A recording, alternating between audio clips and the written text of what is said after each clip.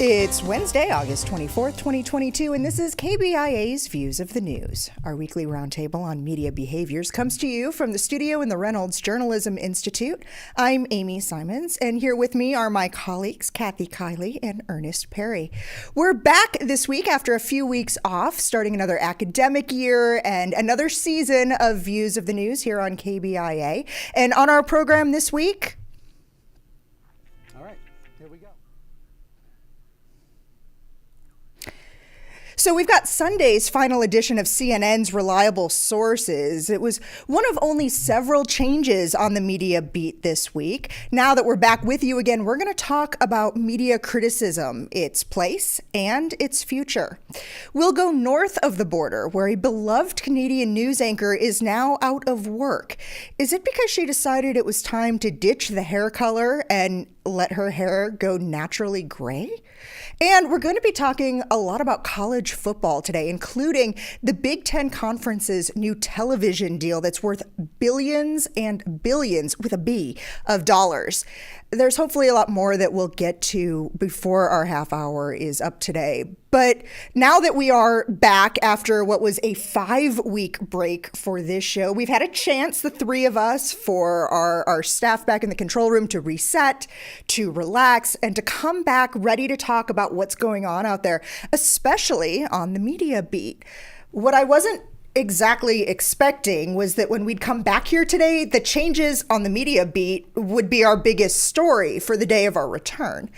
Last Thursday, NPR's David Folkenflik broke the story that Brian Stelter was out at CNN, and that Sunday there would be the final edition of the cable news network's longest-running show, Reliable Sources.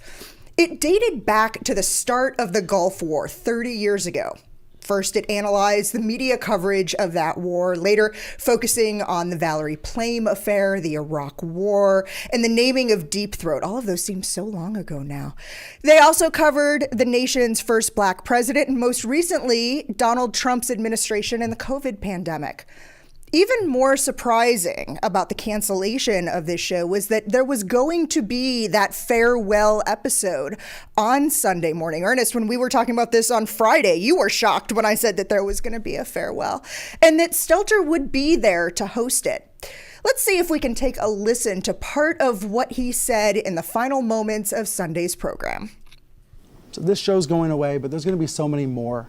We need to have room for media criticism and debate and discussion, and we will. So much of the media ecosystem in 2022 is garbage, but so much of it is spectacular. The hard part's sorting out the treasure from the trash.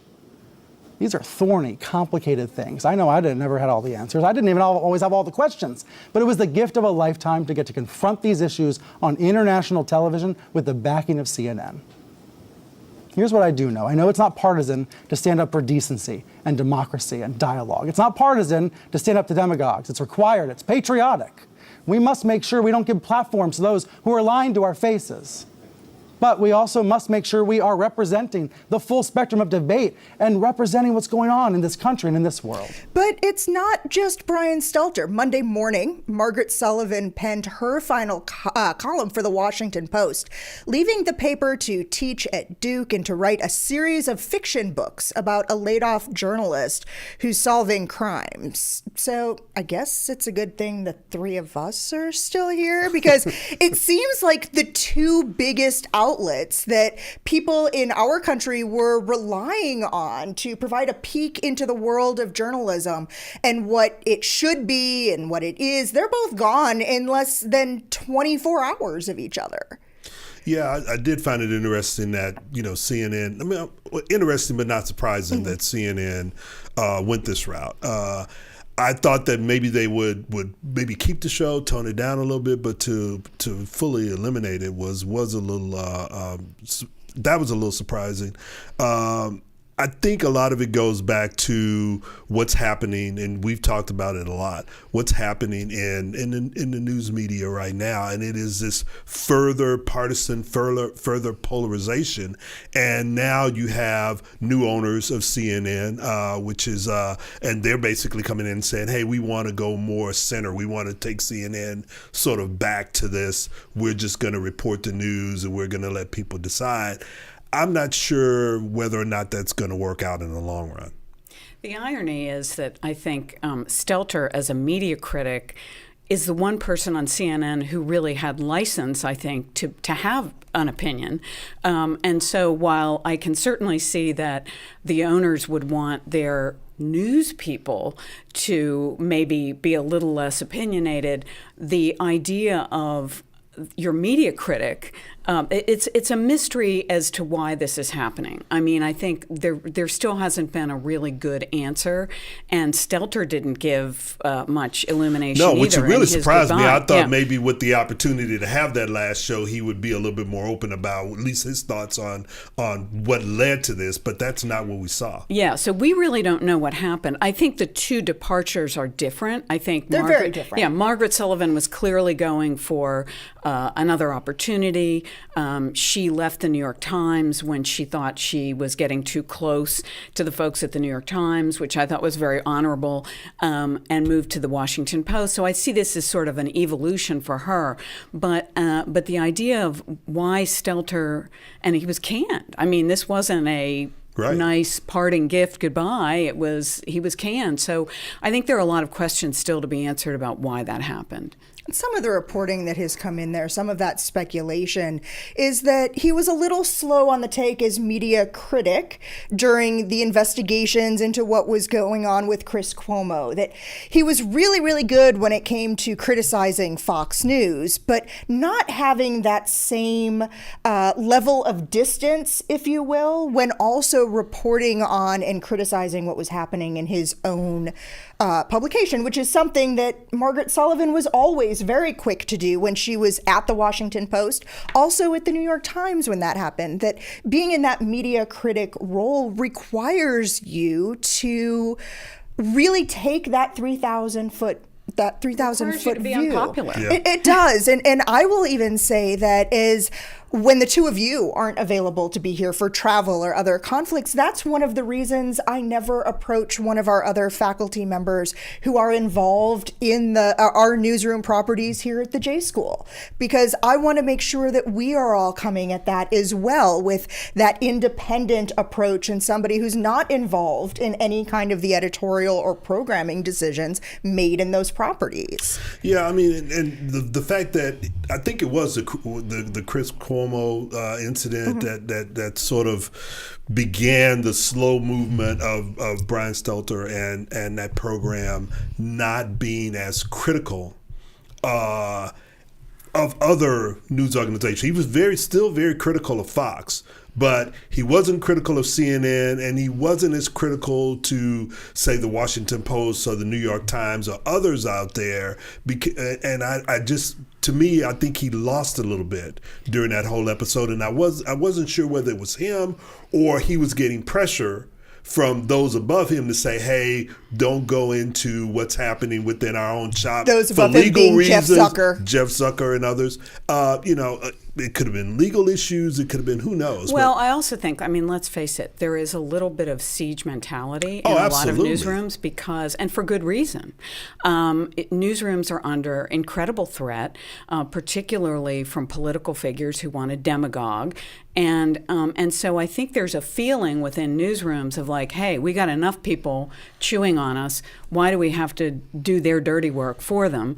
And I think you saw a little bit of that when the New York Times did away with its public critic. They said there's enough criticism going on because in the new digital world where everybody's a publisher, there are enough people who are able to criticize us. We don't need to have an in-house critic. Now, I'm not saying that was the right approach, but I think that's an insight into the mentality. It is an insight, but that's actually kind of where I wanted to go next with this if anyone were to be looking at the scripts in front of us. Though everybody is a publisher. Everybody has that phone. Everybody is a critic because everybody has an opinion and a platform upon which to share that. But much as that debate about journalists and bloggers and our bloggers, journalists that we've been having now for almost 2 decades, Let's talk about the nuance of true media criticism and what that looks like. And should everybody be a media critic in that true definition of the word from that scholarly standpoint? Well, I mean, here's where the problem with that definition comes from, because I think we're defining it all over the place, and I think it's a product. That changing definition is a product of the polarization that we have in the media ecospace right now. You've got, not only do you have the major players, Fox News, CNN, MSNBC, and the other networks. Now you've got all of the specialized media operations out there that are taking place within online space, and on top of that, you've got the various both left, right, and center who have their own space in there, and they're all criticizing each other, and they're also criticizing the media. So it makes it difficult for anyone to determine, is this what we traditionally call criticism, or is this just one political force going after another, a partisan force going after another? So if you're a journalist and you were one of those people who watched reliable sources or watched Media Buzz on Fox News Channel with Howard Kurtz or on the media, where and who do you listen to when those criticisms are coming out there so that you're constantly upping your game?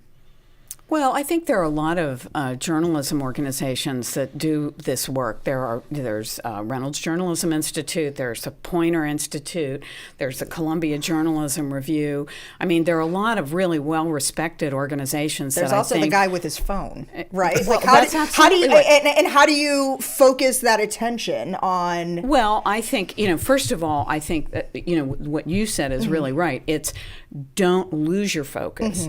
And I think if you respond to every critic, you really become, you are no longer an observer, you're a player in the game. And so I think one of the things, as Earnest said, this has become so politicized that I think it's really difficult for journalists not to take the bait. Right. And I think in some respects that's what CNN did. I mean, let's face it, Fox's model is extremely successful commercially.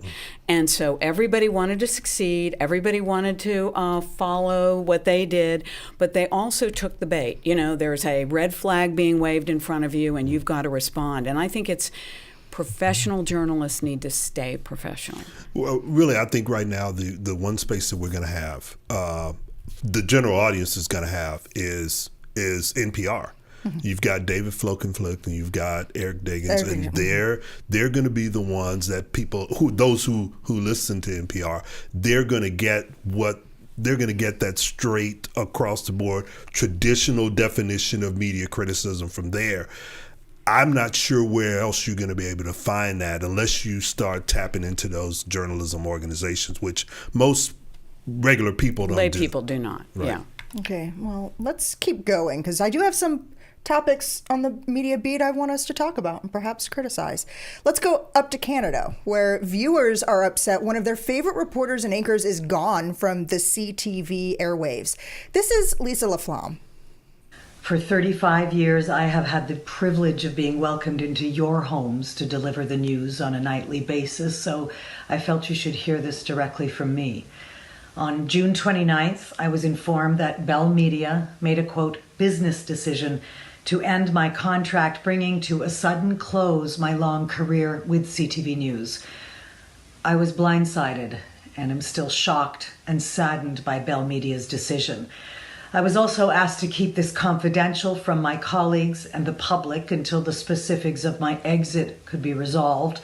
That has now happened. So if you're watching our program, you can see video that shows you that the biggest change is that Laflamme she's on the anchor desk right now at CTV from just a few years ago is what you're looking at. And the big difference here is that her hair is a deep chestnut brown. Now, Bell Media isn't coming right out, Kathy, and saying that this was about her choice to naturally go gray, but that's what's kind of being insinuated here. And they have begun an internal review on what the processes were. Yeah, I mean, what else has changed? I think that's what everybody went to. And what's interesting, that was a very different exit speech than the one Brian Stelter gave, right? And I mean, that's a reporter telling it like it is. And she does go on deeper into the video to say about like the importance of journalism for democracy. So there is some of the same parts of it. But, absolutely, but I think a lot of women particularly have focused on this because certainly, I mean, we know this. Our young journalists know it. Women appearance is focused on so much for women journalists, particularly women on TV, that you really have to wonder, and you're not allowed. So what happens is you can be a terrific journalist. And we normally would prize experience in a journalist. We do, but in if male you journalists. look like you have had experience, suddenly you're not qualified. And so there may be some other issues here, as there may be with Brian Stelter. More experienced people make more money.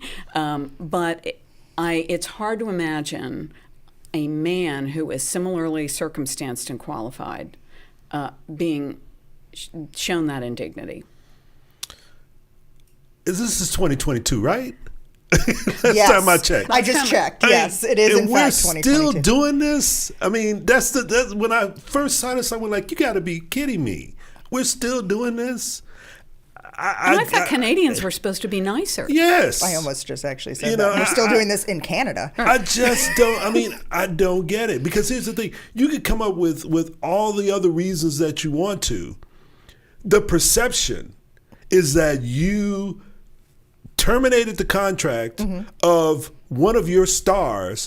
Oh, that draws in a huge audience, and it's seen as among your most credible journalists. Yes, because she decided to be who she is, and it has nothing to do with what she brings to the table and the journalism that she's done for all of this time. Ernest, I'm sitting here thinking about, because I was about to say, and then I realized what your answer was going to be, but the trust that the audience has in this woman, and I knew you were going to say to me, there is no trust. We don't have trust in the media, but we actually, that's why our audiences don't trust us, because as soon as they have someone who they really do believe in, they're gone for some of the most superficial reasons. Oh, this is a stupid reason. If this is the reason, this is a stupid reason, okay? Because it's going to come back to bite you.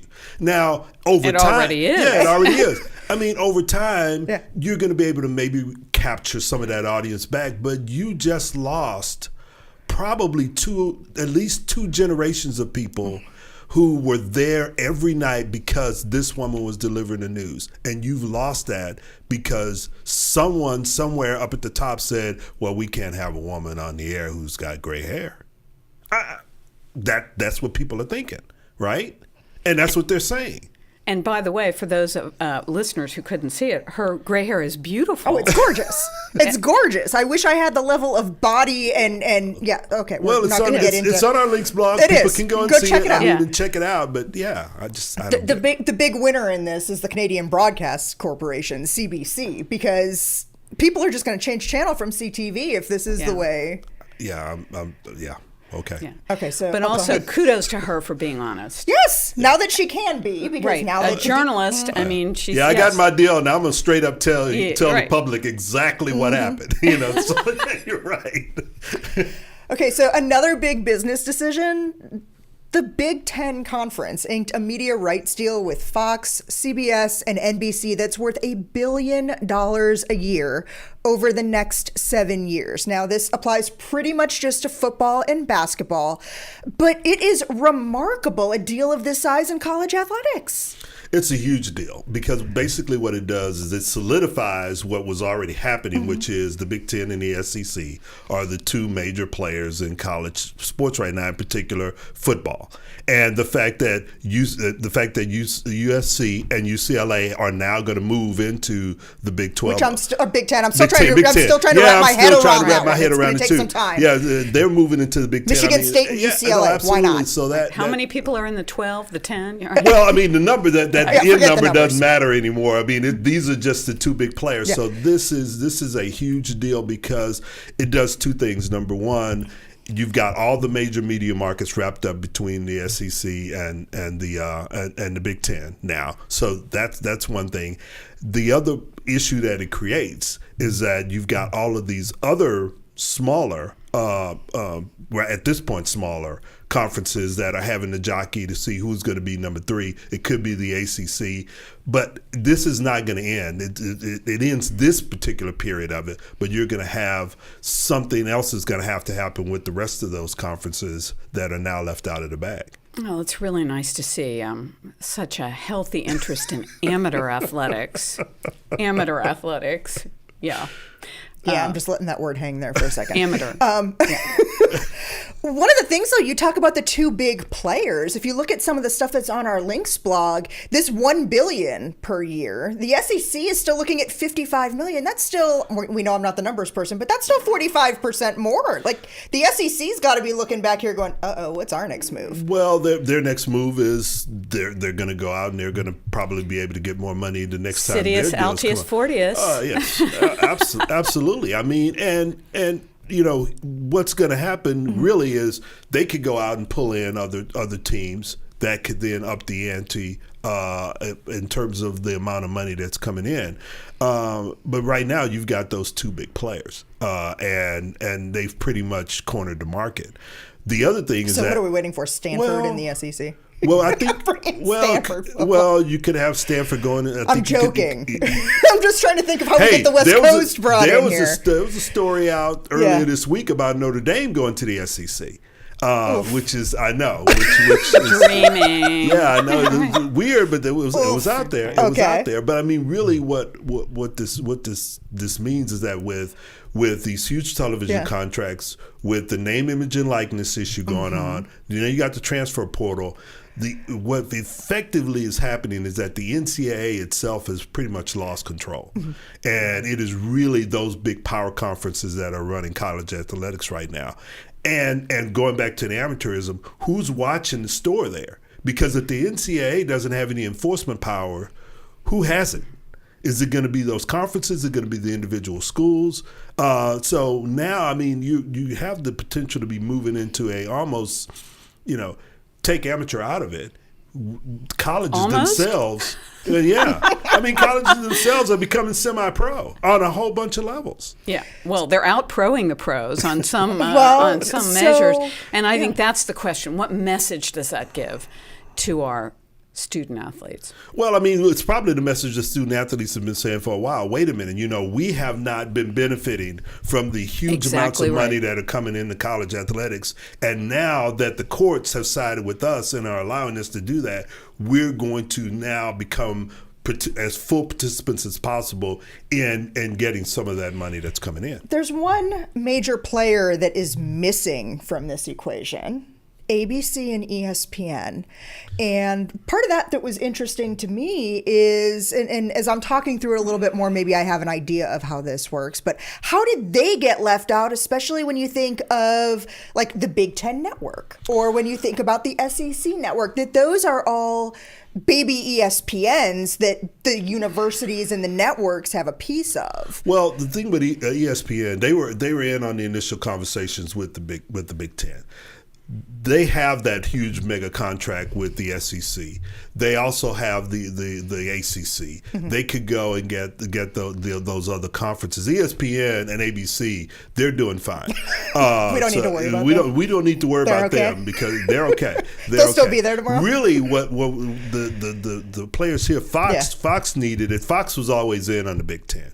It was CBS and NBC that really needed to be in on it, and now that they're in, that's what raised that up to $1 billion. But again, it really is the conferences and the colleges in those and universities that are part of that. How does this change that landscape? And that's going to be the next question. Well, I think some people may be crying for regulation. I mean, the NCAA didn't provide it, and so, as you said, the ball was taken out of their court. And eventually, I think what will tend to happen, we certainly see it in politics, we see it in every sphere where you get this arms race, people are going to be crying out because it's just going to become unsustainable. And that's part of the problem. I mean, really, when you start looking at name, image, and likeness, you look at the transfer portals, the fact that players, now that the coaches themselves and athletic directors are talking about, we need to figure out some way to manage the transfer portal because you can't have players transferring in the middle of seasons and that sort of thing. I mean, what about the actual, are they going to class? I mean, what degree are they working on if they're transferring 4 times? I have some thoughts on that. While we're talking college football and Big Ten college football, it's worth noting that legendary coach Urban Meyer is back with Fox Sports after a less than stellar run in the NFL. But the announcement of the hire was wrapped up in the Friday news dump. When people announce news they don't really want to have noticed. On the surface, having Urban Meyer as a college football analyst sounds like it would be a great thing. He had a great run as a coach. He's worked as a broadcaster before. He has that name recognition. People know who he is. But there are a lot of people in the know who are giving this whole deal the side eye and saying he doesn't have a whole lot of credibility sitting at that table.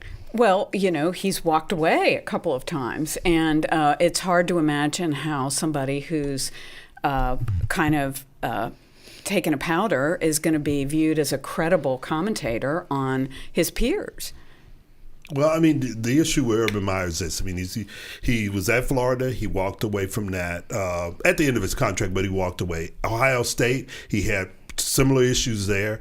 A lot of it is that he puts a lot of effort and work into these jobs, and it damages his mental stability, and it burns out him and his family, and he walks away. And that happened again with the Jacksonville Jaguars. So people are starting to question, hey, wait a minute, what are we doing here? But it speaks to mental health, and I think it's something that it would be good if he would address it right off the top.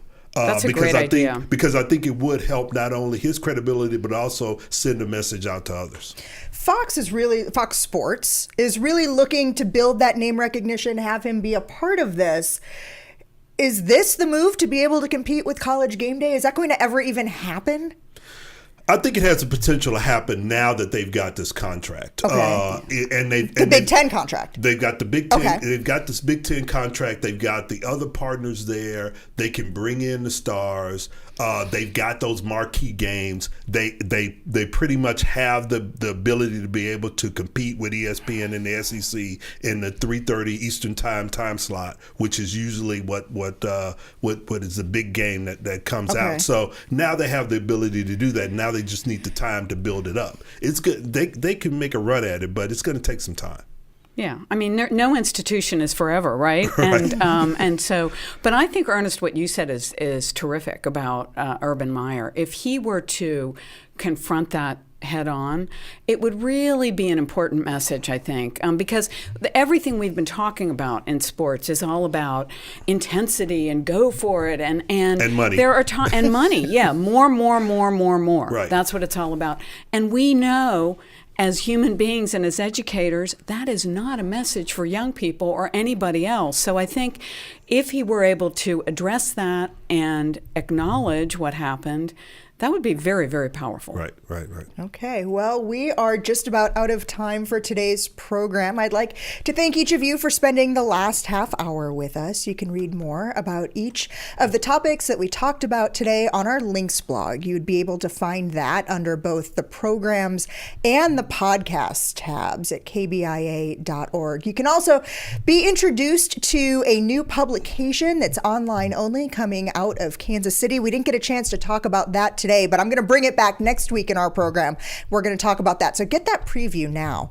We are also available wherever you get your podcast downloads, including iTunes, Spotify, and Stitcher. Like us on Facebook. Follow us on Twitter. Our handle there is @ViewsOnKBIA.